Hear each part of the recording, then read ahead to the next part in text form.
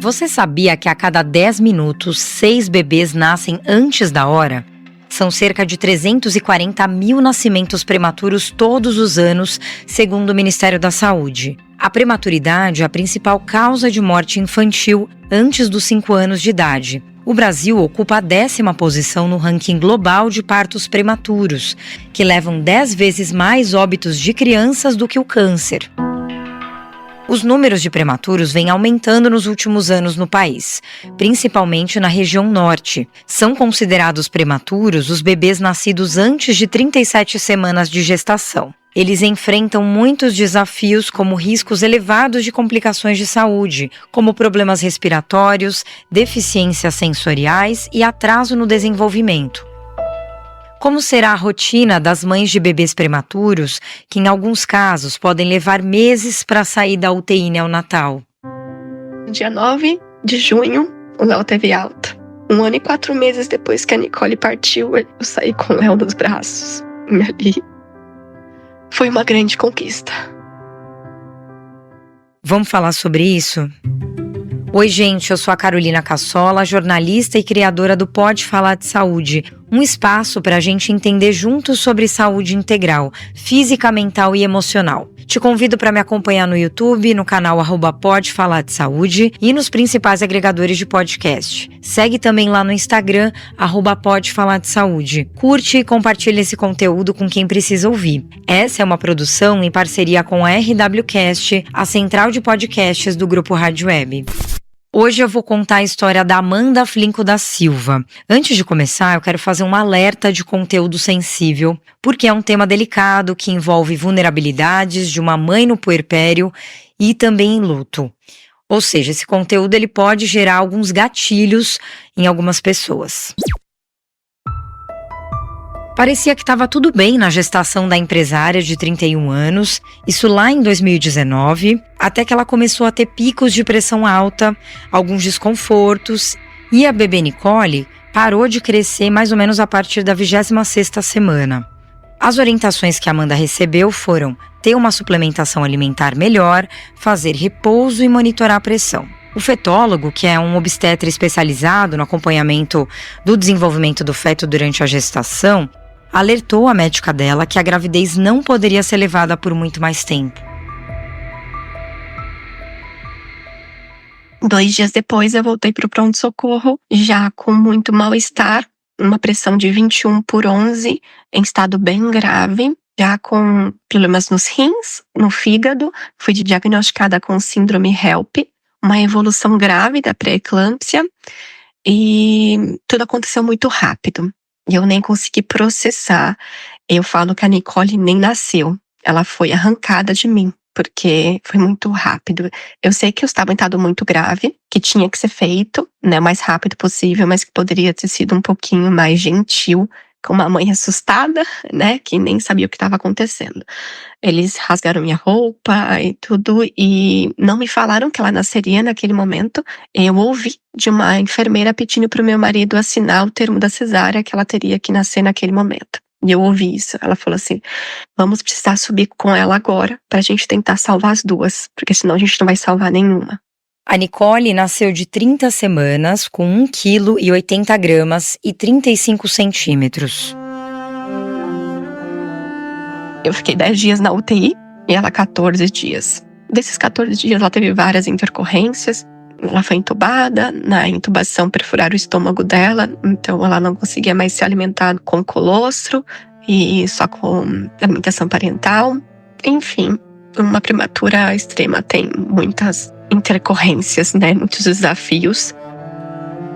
Amanda me contou que depois de alguns dias, a bebê teve uma pequena melhora e tinha chance de ser desentubada. Mas num domingo, quando ela voltou ao hospital, a pior notícia chegou.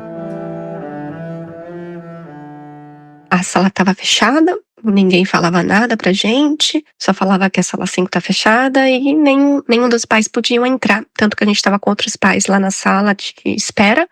E era umas 7h40 da noite, a gente não tinha notícias nenhuma ainda. E eu senti um aperto muito grande no meu coração. E ali eu senti que a Nicole estava se despedindo da gente. E pela última vez, eu entrei na UTI, lavei minhas mãos, coloquei o avental E ali na portaria me falaram assim, você não pode entrar. Falei alguma coisa com a Nicole, né? Vocês não querem me falar nada. Ela falou assim, a médica daqui a pouco vai falar com vocês. E ela me olhou com aquela cara que eu sabia que não estavam bem. E aí não demorou muito. Depois de uns 20 minutos, eles vieram e falaram assim, precisamos conversar na sala. E ali a gente já viu que elas estavam com os olhos lacrimejando e a gente recebeu a pior notícia, que ela tinha partido. Uma das minhas piores dores é nunca ter pego a Nicole com vida no colo, só depois de morta. Nicole morreu no dia 9 de fevereiro de 2020, um luto que ficou ainda mais dolorido e solitário com o começo da pandemia dias depois. Amanda começou a fazer terapia focada em luto e parentalidade, participava de rodas de conversa e não pretendia engravidar tão cedo, porque se sentia muito frágil com tudo que tinha acontecido. Mas a gravidez do segundo filho, o Léo, veio meio que de surpresa, 9 meses depois de perder a Nicole. Durante o primeiro trimestre, ela não conseguiu curtir a gestação, tinha medo de perdê-lo também. E depois que a Nicole morreu, a Amanda foi investigar o que tinha acontecido para ter todo aquele desfecho de complicações para as duas. E depois de fazer muitos exames e passar em vários médicos, acabou descobrindo que ela tem 7 trombofilias, que é uma predisposição em desenvolver trombose, sendo 3 mais graves. E isso foi o que gerou a prematuridade da Nicole. Esse diagnóstico já acendeu um alerta dos médicos nessa segunda gravidez. A partir de 26 semanas de gestação, o Léo também teve restrição de crescimento. O médico alertou que ele já seria prematuro, mas que eles iam tentar segurar o mais próximo possível das 36 semanas para correr menos riscos. Então me internaram. Tava com 32 semanas, para que a gente conseguisse aguentar mais 4 semanas aí no hospital. Mas isso não aconteceu. Numa consulta, o médico falou, olha, Amanda, os seus exames também não estão bons. Você está começando a ter uma síndrome HELP, ainda é parcial, mas a gente não pode esperar para que você fique grave como você ficou na Nicole. Então a gente vai esperar até o melhor momento. E ali foram mais 2 dias e ele teve que nascer. Ele nasceu com 33 semanas, exatamente, 1,3 kg. E bem diferente do parto da Nicole, foi um parto acolhedor também, né? Foi um parto rápido, uma cesárea de emergência também pela segunda vez. Mas eu pude conhecê-lo, pude pegar ele no colo. Foi um parto que eu sabia o que estava acontecendo, sabia da gravidade, sabia de tudo, né? Que mesmo com todos os desafios, e a culpa que a gente tem, né? Que a gente fica pensando o que eu poderia ter feito melhor. Eu sabia que ali a gente estava fazendo tudo o que poderia ter sido feito. Foram 28 dias de UTI, cada dia uma vitória, até que o grande momento de ir para casa finalmente chegou. A gente venceu 2 perdas na internação do Léo.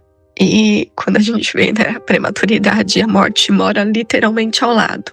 Um bebê que ficava na incubadora ao lado do Léo faleceu com 75 dias. E um outro da sala de frente com 3 dias de vida. Então ali eu vi aquelas mães, como eu, no ano anterior, chegando no hospital grávida e saindo com alguns papéis.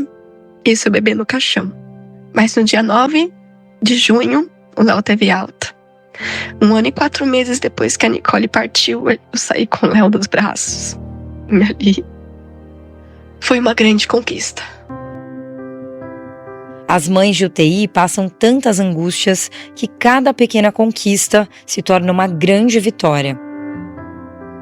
Os protocolos de não pegar o seu filho no colo também são bem desafiadores, mesmo eu tô com bastante informação. Eu brigava no hospital, fazia valer e já tinha me informado de muitas coisas e eu lutava pelos meus direitos e pelos direitos do Léo.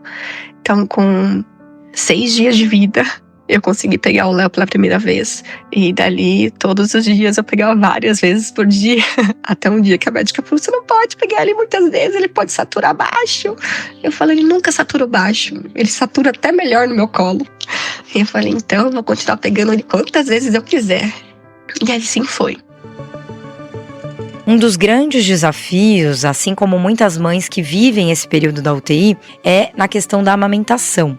No caso do Léo, ele só pôde pegar o peito com 16 dias de vida. E ele teve várias sequelas da prematuridade, entre elas a plagiocefalia, que é uma assimetria do crânio do bebê. Por isso ele precisou usar uma órtese craniana por 4 meses. Passou com osteopata, fisioterapeuta e também teve que tratar uma imunodeficiência. Uma verdadeira maratona de exames e tratamentos. A Amanda não teve rede de apoio no puerpério, era só ela e o marido para se revezar nos cuidados com o bebê. E depois de tanta luta, o pequeno Léo vai completar 3 anos, já frequenta a escola e tem muito aprendizado pela frente. Como que essa história que a Amanda contou bateu em você? Olha, eu confesso que eu fiquei muito impactada com essa jornada da prematuridade. Vamos entender melhor sobre isso? Bom, hoje o nosso bate-papo é com a Denise Sugitani, diretora executiva da ONG Prematuridade.com e também mãe da Dora e do Theo. Denise, muito obrigada por aceitar o convite para participar desse episódio aí com um assunto tão importante. Obrigada eu, Carolina. É importantíssimo a gente falar sobre isso e que essa mensagem chegue para o maior número de pessoas. Então, obrigada. Sem dúvida, né? Bom, Denise, queria que você comentasse primeiro assim, para a gente falar um pouco como é que chegam essas mães, né, quando elas procuram a ONG, né? A Prematuridade.com é uma associação nacional que luta aí pela preservação, né, do parto prematuro e para garantir também os direitos, né, desses prematuros, das famílias, principalmente dessas mães aí nesse momento tão vulnerável, tão delicado. Como é que é essa situação assim de quando chega essa mãe, né, para vocês? Como é que é essa assistência? Sim, então, sim, Carolina, nossa associação, a gente trabalha com 2 pilares, né, como tu comentou, o primeiro é a prevenção do parto prematuro e tudo que isso engloba, que vai desde educação sexual para adolescentes, planejamento reprodutivo e, claro, pré-natal, que é um momento super importante para a gente identificar situações de risco para um parto prematuro. E também trabalhamos com o pilar de garantia dos direitos dos bebês e das famílias, então buscando mais equidade no acesso à saúde e justiça social para esses bebês e para as famílias. E a gente costuma dizer, né, que a prematuridade ela não é uma sentença. Cada bebê escreve a sua história, né, mesmo que seja um bebê que nasceu de 28 semanas e o bebê da incubadora do lado também, os 2 são meninos, cada um vai escrever sua história e a gente vê na UTI neonatal milagres todos os dias. Então, é importante dizer que sim, são bebês mais vulneráveis, né, os que nascem abaixo de 37 semanas, que são considerados prematuros, são crianças que são mais vulneráveis, mais suscetíveis a algumas infecções, algumas doenças, algumas condições, então precisam de uma atenção redobrada. Mas não necessariamente aqueles desfechos vão se concretizar. Então, é importante estar atento, né? E essa é uma coisa que a gente sempre traz para as mães, para os pais, de estarem atentos à saúde dos filhos, né? Não exageradamente, mas fazer um acompanhamento. O ideal é fazer um acompanhamento interdisciplinar, não só com o pediatra, toda semana, todo mês, mas com profissionais especialistas, né? Então, terapia ocupacional, fonoaudiologia, nutrição, fisioterapia, psicologia, isso é muito importante. E falando agora das mães, né, e da psicologia, os estudos mostram que pais de bebês prematuros têm um risco maior para desenvolver estresse pós-traumático relacionado a essa experiência da prematuridade, que é uma experiência extrema, né?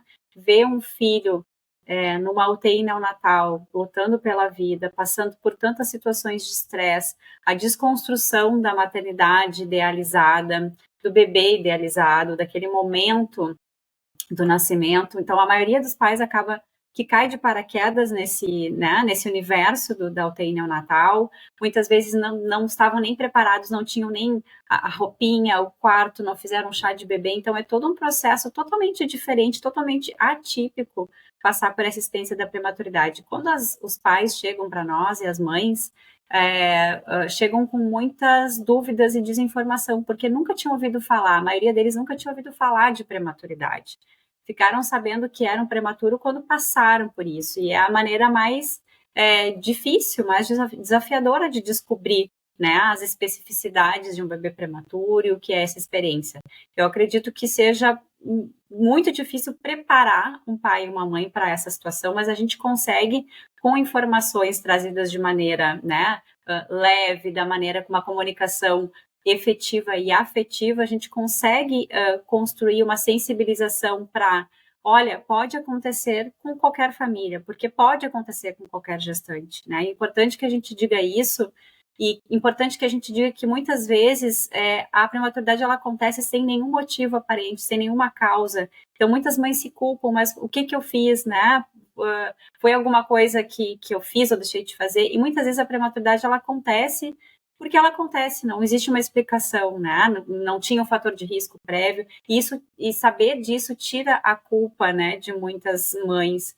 Mas é importante que a gente lembre que pai e mãe de prematuros precisam de uma atenção muito maior na questão da saúde mental, porque é uma experiência extrema.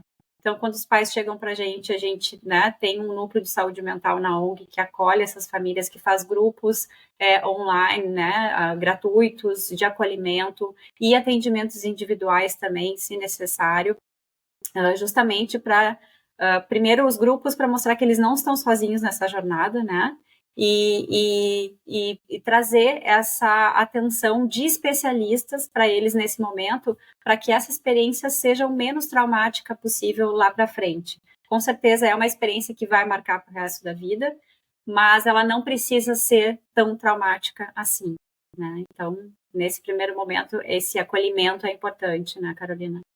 Claro, sem dúvida. Então, esse acolhimento, né, Denise, ele é um acolhimento, assim, de muitas vertentes, né, assim, acho que de conhecimento, né, como você falou, muitas mães chegam muito despreparadas, sem esse conhecimento da prematuridade, ou com muita culpa, e aí existe também uma questão, acho que importante, informativa que vocês fazem, mas também de cuidado com a saúde mental dessa mãe, né, como é que é essa assistência nessa questão de saúde mental? A gente já ouve muitos casos de depressão pós-parto, em N situações, né? Eu não sei nesses casos da prematuridade, se esse cuidado com a saúde mental ele ainda tem que ser ainda mais redobrado, né? Certamente, Carolina, esses pais e mães passam por um processo de luto, de desconstrução daquele bebê que eles estavam esperando, né? Que é o que toda a sociedade constrói na imagem, né? No bebê de 3,5 kg, que fica ali 2, 3 dias no hospital, que vai para casa. E os pais se sentem muito frustrados, especialmente as mães, muito culpadas, né? O que eu fiz? Por que comigo, né? Por que eu não posso ter uma experiência como todas as outras mães, né? E, na verdade, a nossa ideia com a prestar esse acolhimento e trazer, né, o apoio psicológico com especialistas, né, psicólogos, psicanalistas, é justamente fazer com que esse momento seja o menos traumático possível, o mais leve possível, para que eles entendam, para que eles tenham um pouco mais de clareza em meio ao caos de que aquilo aconteceu porque aconteceu, né? Vamos olhar daqui para frente. O bebê precisa que os pais estejam, né, relativamente bem e fortes. Não é que eles não possam, né, externar o que eles estão sentindo, mas é importante que eles estejam de certa forma equilibrados para passar isso, né, para o bebê e para poder a criança mesmo dentro da incubadora, né, sente. E isso é uma coisa super importante porque a presença dos pais, né, na UTI o tempo todo é importantíssima para o desenvolvimento desse bebê, o desfecho que esse bebê vai ter, não só na UTI ou depois da alta, lá na vida adulta, né? Então, esse contato, mesmo que seja o ouvir a voz, a mãe, o pai falando, cantando, né, tocando, o ideal é que primeiro que os pais têm direito de estar dentro da UTI, né, ou constantemente ali junto com o bebê, o próprio Estatuto da Criança e do Adolescente prevê essa presença, esse acompanhamento. A gente fala que pai e mãe não são visitas, então não tem que ter horário pré-determinado. E essa presença deles ali os benefícios vão muito além daquele período da UTI neonatal. Então, a gente sabe que pais e mães presentes, fazendo contato pele a pele, né, conversando com o bebê, esses bebês têm maiores chances de ter alta mais cedo, né, tem mais chances de serem amamentados, né, e depois, durante a vida adulta, tem estudos que acompanham crianças prematuras até 20, 30 anos, estudos recentes, inclusive, né, que os resultados foram divulgados recentemente, que mostram a maior sociabilidade, maior tendência a ter relacionamentos afetivos, né, de mais qualidade, mais sociabilidade, emprego, né? Então, toda a questão social que envolve aquela criança no futuro está relacionada com esses primeiros momentos, né? Com a presença dos pais, com o afeto que ele recebe, além, claro, de todos os cuidados da incubadora, dos medicamentos, né? De tudo que a tecnologia e a medicina e a saúde trazem de cuidados. Pai e mãe, a presença desses pais fazem toda a diferença, né? Então é importante a gente trabalhar a questão da saúde mental com o pai, especialmente com a mãe, que carrega toda aquela culpa, aquela angústia, para que eles estejam também preparados, né, para esses momentos que são momentos felizes mesmo dentro da UTI neonatal, né, de pegar o seu bebê pela primeira vez, a primeira vez que amamenta, né, ao primeiro tudo, a primeira troca de fralda, né, e pai e mãe têm que participar desse processo, eles fazem parte desse processo de cura, de terapia, né, desse bebê na UTI neonatal. Então, isso é importante porque a gente está falando, né, Carolina, de em torno de 12% do total de bebês que nascem no Brasil, que são os prematuros. Então, é uma boa fatia aí das nossas próximas gerações que a gente quer que sejam adultos saudáveis, que seja uma sociedade mais humana, mais afetiva, né, com menos violência. Então, a gente está falando disso, é investir numa sociedade melhor para o futuro. E sem falar na questão de mercado de trabalho, quando a gente investe no cuidado do prematuro, como eles são mais vulneráveis, infelizmente muitos deles ficam com sequelas relacionadas ao parto prematuro. Mas muitas dessas sequelas, se a gente conseguir intervir precocemente, fazer estimulação precoce, com participação dos pais, com profissionais especialistas, a gente consegue identificar situações de risco antes das sequelas se estabelecerem definitivamente e conseguir melhores prognósticos, melhores desfechos, e aí a gente está falando também de mão de obra, de mercado de trabalho lá no futuro, né, que é um capital humano de uma nação também, de um país, mais melhor. Então, quando a gente fala de prematuridade, eu digo que não é um problema de saúde pública, é uma questão social que para o Brasil é muito grave, já que a gente está entre os 10 países com maior número de nascimentos prematuros, e que todos nós somos afetados, né? Não só quem passa pela experiência da prematuridade ou que tem contato através do trabalho, um amigo, alguém na família, todo mundo é afetado porque é uma coisa que sobrecarrega os sistemas de saúde, os cofres públicos, acaba que todos nós somos impactados. E a gente não quer, né, que os nossos bebês sofram de nenhuma maneira, a gente quer garantir aí que eles possam não só sobreviver, porque a gente está vendo aí cada vez mais prematuros super extremos sobrevivendo, os prematuros de 22 semanas, 21 semanas, que é metade do tempo da gestação. Então, é incrível que isso aconteça, que a tecnologia, que a medicina avançaram nesse sentido, mas a gente quer garantir também qualidade de vida para essas crianças. Sem dúvida. Você sabe, eu tenho uma filha, não, ela não foi prematura, mas eu conheço algumas pessoas, eu tenho até amigas que tiveram parto prematuro e é importante, né, a gente mostrar também que existe esse avanço, né, desse cuidado com o prematuro, né, que você estava falando, das possibilidades, isso em termos de saúde mesmo, né, da evolução deles, isso é muito importante. E aí a gente também, né, Denise, a gente vai tendo desafios novos pela frente, né, a gente, com relação a esses cuidados com esses bebês, por exemplo, a gente vive hoje uma epidemia enorme de dengue, né, que é uma questão aí super importante, né, que eu ia até te perguntar, porque isso aumenta muito o risco de parto prematuro, né, e aí, assim, então essas informações, né, para essas mães, enfim, esses cuidados, até na questão preventiva, também vão tendo que ser atualizados, né, quer dizer, é preciso ter um olhar super cuidadoso com isso, até para evitar outras complicações desses problemas atuais que a gente vai vivendo, né? Com certeza, esses problemas atuais, né, a gente estava comentando aqui antes de entrar no ar em relação aos eventos climáticos extremos, tudo que a gente está vivenciando, de ondas de calor, isso também influencia a questão da prematuridade, porque tem estudos que mostram que o calor extremo, né, faz com que as mulheres tenham uma tendência maior de ter parto prematuro, de entrar em trabalho de parto. Então, o clima também influencia nas taxas de prematuridade, e acaba que as gestantes são um grupo mais vulnerável mesmo, né? A gente teve o exemplo da Covid, que foi realmente um super impacto. Muitas gestantes, né, que tiveram Covid no último trimestre de gestação evoluíram para partos prematuros.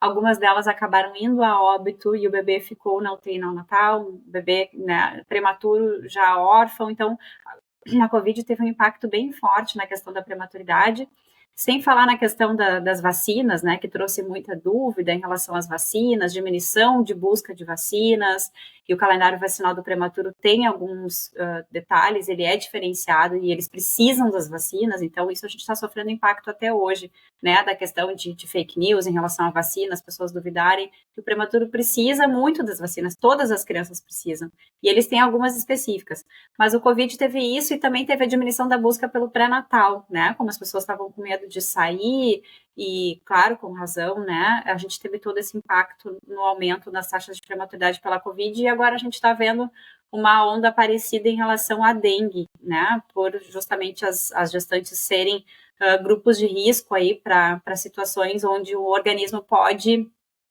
se inflamar, né, e evoluir para uma situação, para um desfecho ruim, no caso, ou um bebê, né, natimorto, ou um aborto espontâneo, ou prematuridade. Então, é muito importante a gente trazer esse alerta que a dengue continua aí, né, mesmo a gente saindo um pouco do calor, e algumas regiões ainda nem saíram do calorão, é importante que as gestantes tentem se proteger ao máximo, né, claro, além de evitar ter em casa, né, os criatórios do mosquito, evitar água parada, buscar usar sempre que possível, né, roupas que cubram o máximo do corpo possível, de cores claras, usar os repelentes, né, autorizados pelo Ministério da Saúde, que são com base em três substâncias, e se puderem, se possível, colocar telinhas, mosquiteiros em portas, janelas, mosquiteiros sobre a cama, isso também ajuda a evitar a picada, né? Então, o ideal é isso.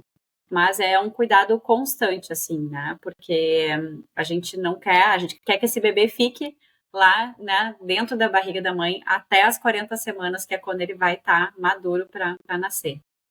Não, sem dúvida, né? Tem que estar atento aí todas essas questões atuais aí, né? Agora vamos falar também um pouquinho sobre, aí a gente falando de política pública, de direitos, né? Que eu sei que a ONG também tem uma atuação muito importante nessa questão da garantia aí dos direitos, principalmente das mães, né? Mas a licença maternidade ampliada, ela já é uma realidade no país, né? Para famílias com bebês prematuros.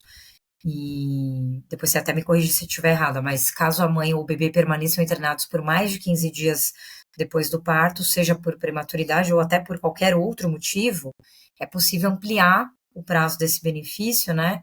Acrescentando aí de acordo com o período dessa internação aí depois do nascimento, nesse tempo aí da licença. Mas essa discussão da licença, ela está em tramitação no Senado, inclusive, dessa extensão por mais 60 dias, né, depois da alta hospitalar.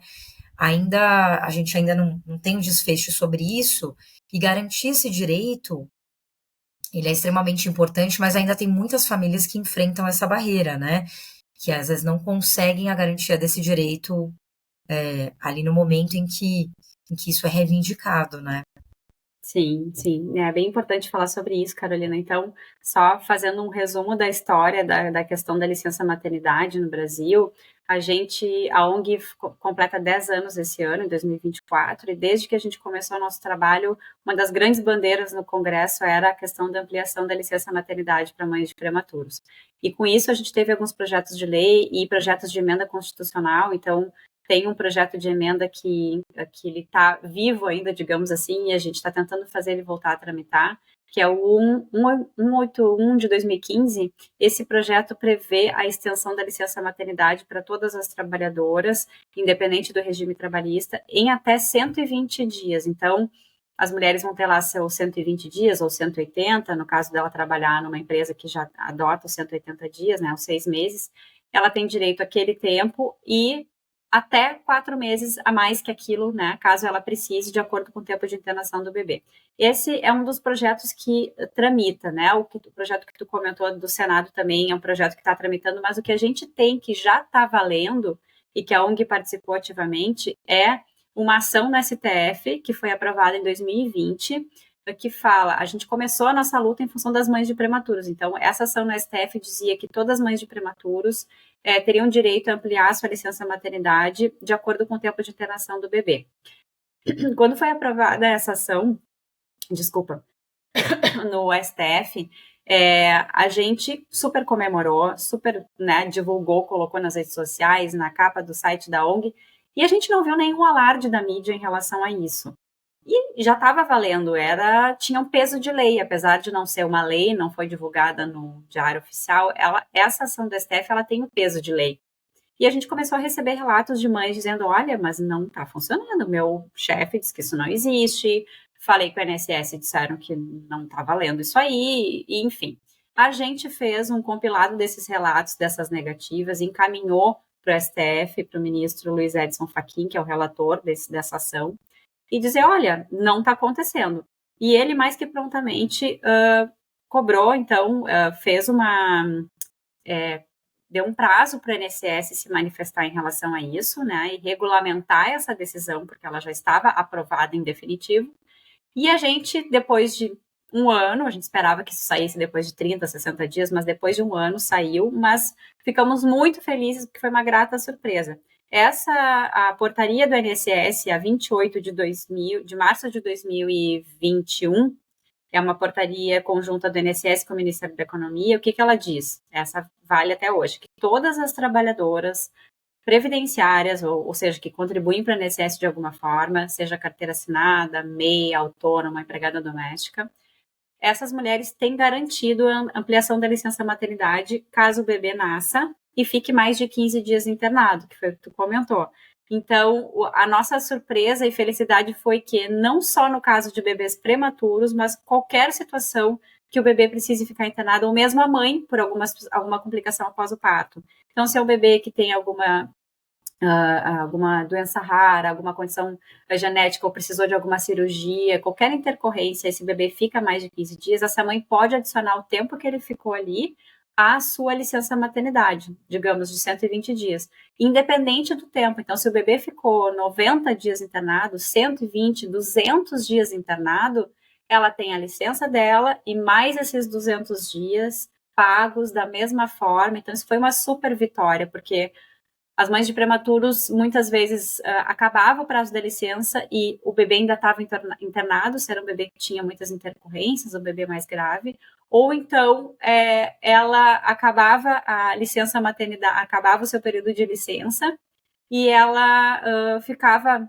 20 dias, 30 dias com o bebê em casa, já tinha que voltar, né, a trabalhar, então mal conseguia curtir essa maternidade, mais que curtir, fazer o vínculo, fazer os cuidados, né, ser a mãe em casa, no ambiente do bebê, e não num ambiente que era transitório, né, da UTI neonatal. Então, isso foi uma vitória que a gente comemorou bastante, inclusive, em 2021, a ONG recebeu um prêmio do Ministério da Cidadania, o Prêmio Brasil Amigo da Criança, justamente por essa participação nesse processo aí de aprovação, né, e de realmente o INSS ter se manifestado e publicado essa portaria junto com o Ministério da Economia, e isso vale até hoje.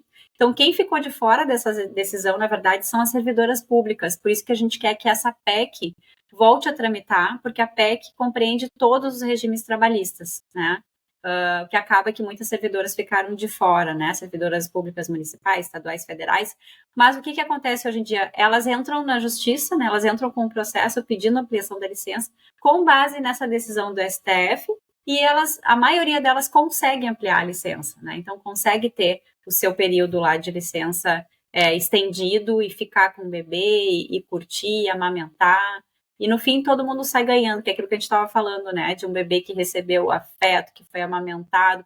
Não que um bebê que não tenha, né, naquele período recebido isso, necessariamente vá se tornar um ser humano violento depois, mas a gente está falando aí de um período que é de desenvolvimento, né, neurológico e de questões afetivas se desenvolvendo, que é importante que a família esteja junto, que a mãe esteja conectada com esse bebê o mais tempo possível. Então, isso da licença maternidade realmente é algo bem importante, assim, foi uma conquista bem importante, e a gente segue na batalha aí para que as servidoras também sejam incluídas nesse benefício.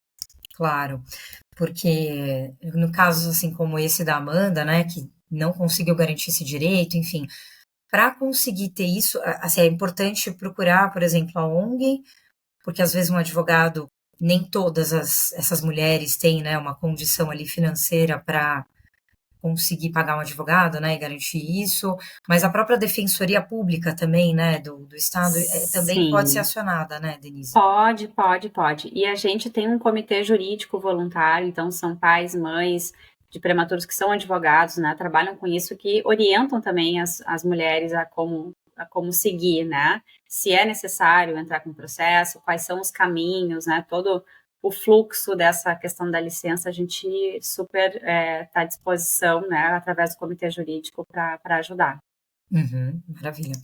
E agora, além dessa política pública da questão da licença maternidade ampliada, né, para que isso de fato seja garantido para todas, né, quais outras políticas públicas são necessárias para avançar aí nesse combate à prematuridade, né, combate não, né, mas prevenção, né, da prematuridade, Isso. né, como é que está a discussão sobre o Plano Nacional de Atenção à Prematuridade, que inclusive vocês propuseram, né, na ONG? Isso, a gente está propondo um movimento que a gente chamou de Plano Nacional de Atenção, Plano Nacional Intersetorial de Atenção à Prematuridade, né, porque acaba que envolvem muitos setores e então, né, muitos ministérios e muitas secretarias e muitos atores nesse processo. A ideia desse plano, Carolina, é que a gente possa fazer um diagnóstico do que já existe hoje de políticas públicas voltadas tanto para a prevenção quanto para a garantia dos direitos dos bebês. A gente vê o que está funcionando na teoria e na prática, o que está de acordo, né? Assim, a gente tem que sempre atualizar, né? As coisas não ficam para sempre. Então, olhar essas políticas, essas diretrizes, planos, e ver o que está funcionando, o que precisa melhorar, e através de uma discussão com vários atores, então sociedade civil, o governo, o legislativo, o judiciário, a iniciativa privada, a gente quer discutir isso para melhorar. A maioria das coisas a gente não precisa inventar a roda, elas estão ali, estão muito bem descritas, né, muito bem direcionadas, a gente precisa cobrar que elas sejam implementadas, que elas sejam melhoradas, né, que elas cheguem a outros lugares e não só perto das capitais, região metropolitana, que toda a população tem acesso. Então, a maioria dessas iniciativas a gente já tem muito bem descritas, né, previstas, a gente precisa entender aonde que estão esses vazios que a gente possa cobrar. Né? Então, a ONG dá o pontapé para esse movimento, mas, na verdade, isso vai ser feito a muitas e muitas mãos, né? Um projeto de mais longo prazo, para que a gente possa realmente ter, nesse plano, que vai ser um documento, né, técnico e político, um guia para todos os estados, municípios, para a população, né, um guia de como a gente pode mudar o cenário da prematuridade no Brasil. E o diferencial desse projeto é que a gente vai ter a participação das famílias, então pais e mães que passaram por isso, uma participação muito ativa, um grau de relevância da contribuição deles vai ser igual da contribuição do Ministério da Saúde, né? Porque a gente precisa que quem passou por isso diga, olha, sim, está previsto isso, mas comigo não foi bem assim, ou então não funciona bem assim na prática, né? Isso para a gente foi uma experiência ruim, um desfecho ruim. Trazer essas vivências justamente é um diferencial desse projeto para a gente poder fazer algo onde a população realmente diga, tá, é muito bonito no papel, mas na prática não é assim. Precisaria ser assim, assim, assado, né? E levar tudo isso para a consulta pública, né? Todas as mudanças, iniciativas, além de quem vai estar nesses grupos temáticos que a gente vai construir, levar isso para a consulta pública também, através, né, das redes sociais, da internet, enfim. Então, essa parte de estar próximo de políticas públicas, né, é importante porque acaba que a gente deixa um legado para as próximas gerações, né? É um processo demorado, a gente sabe que não é fácil, né? Das questões políticas, a gente tem hoje, né, muita polarização, muitos desafios nesse sentido, mas com políticas públicas a gente consegue deixar ali um legado para as próximas gerações. Então, a gente tenta, né? A gente tem uma coordenação voluntária de políticas públicas dentro da ONG que trabalha só com essas temáticas. e a ideia do plano é essa construção conjunta mesmo. Muito legal, Denise. Te agradeço muito, gente. Eu conversei com a Denise Sugitani, que é presidente executiva da ONG Prematuridade.com, que é uma associação nacional aí que luta pela prevenção do parto prematuro, também pela garantia de direitos, né, desses bebês que nascem aí antes das 37 semanas de gestação e também das famílias. Enfim, é uma assistência assim bem grande, tanto do ponto de vista psicológico, jurídico, e também de saúde, né, de informações aí de qualidade.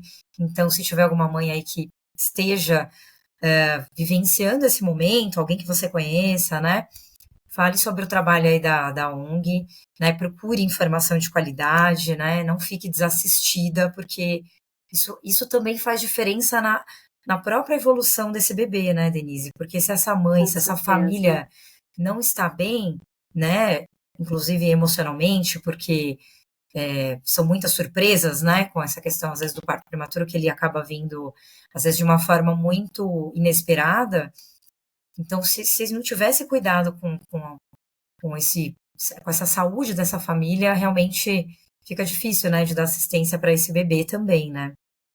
Com certeza, e é muita informação, é muita coisa para assimilar, né, depois que o bebê nasce. Então, tem muitas coisas que têm que ser digeridas e muita informação chegando. Então, é importante que os pais também não se cobrem tanto, que eles estejam ali para aquele momento e aprendam e leiam, se informem sobre aquele momento, né, para não se sobrecarregar também, para não se cobrar tanto, mas buscar ajuda, assim, eles não precisam passar por isso sozinhos, e a ONG está à disposição, nosso núcleo de saúde mental. No site da ONG também tem mais de 700 histórias reais publicadas, Carolina, de bebês prematuros, de famílias que enviam seus relatos, e a gente categorizou por idade gestacional, então os pais também podem ler histórias parecidas com as suas ali, e isso traz bastante conforto, assim, os pais relatam que isso também é um alento poder ler outras histórias, né, de quem já passou por isso.